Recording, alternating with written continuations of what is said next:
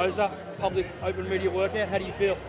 Amazing, man. This is super motivating. I know this is promotion for the public, but I got hyped myself. You know, I love this. I love seeing my name on the big, lights and everything, those big banners, and it just means the world to me, man. It's almost fight night. My dream has almost come true because I keep saying the dream isn't to fight for the title, it's to win the title. So I'm not here just to take part. We're here to take over, like McGregor said. Tell us a bit about Sydney. You were there for 3 or 4 days. What do you like better about the Gold Coast than Sydney?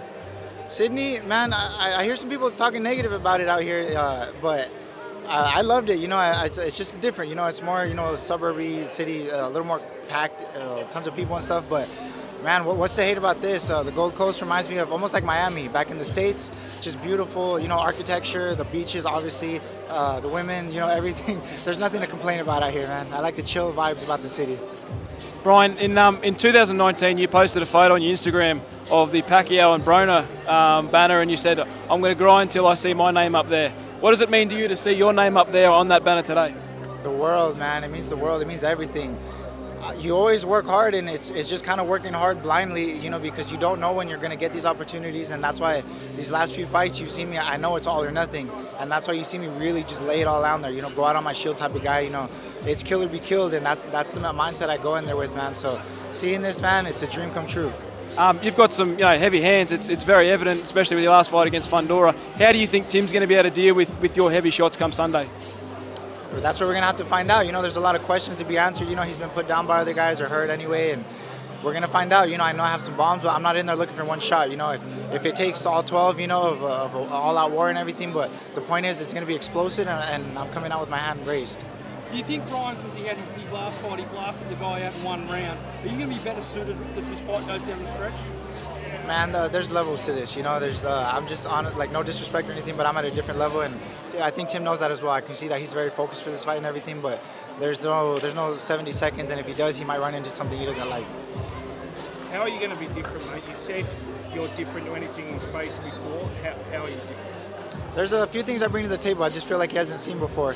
And it just is what it is, man. That's where you guys will find out on fight night, what I bring to the table. But it's experience, man. I've been in there, especially since living in Las Vegas, even just my sparring, man.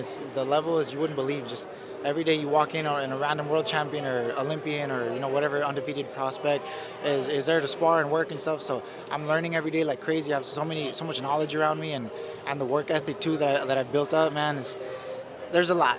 What about when Mario sort of comes into town?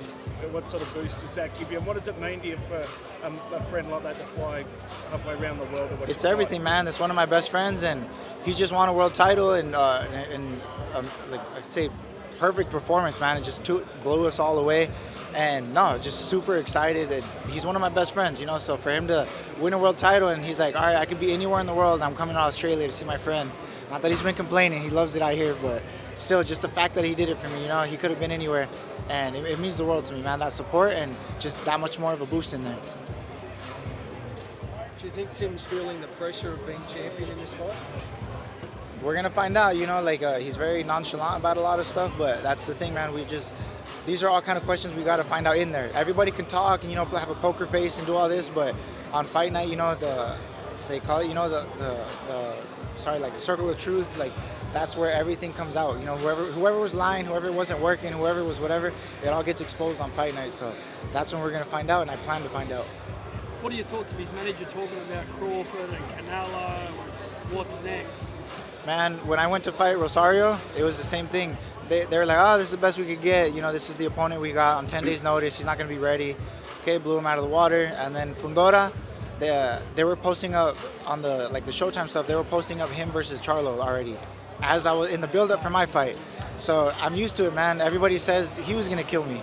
And now you saw what I did to him, and now this guy, he's supposed to walk right through me and get passed on to the next. I've been here before. This is the experience I'm talking about. They can talk all they want, but he needs to see me, and we're going to find out who's really up next for those big shots. Last one, guys. Thank you, mate. Thanks. Appreciate you guys.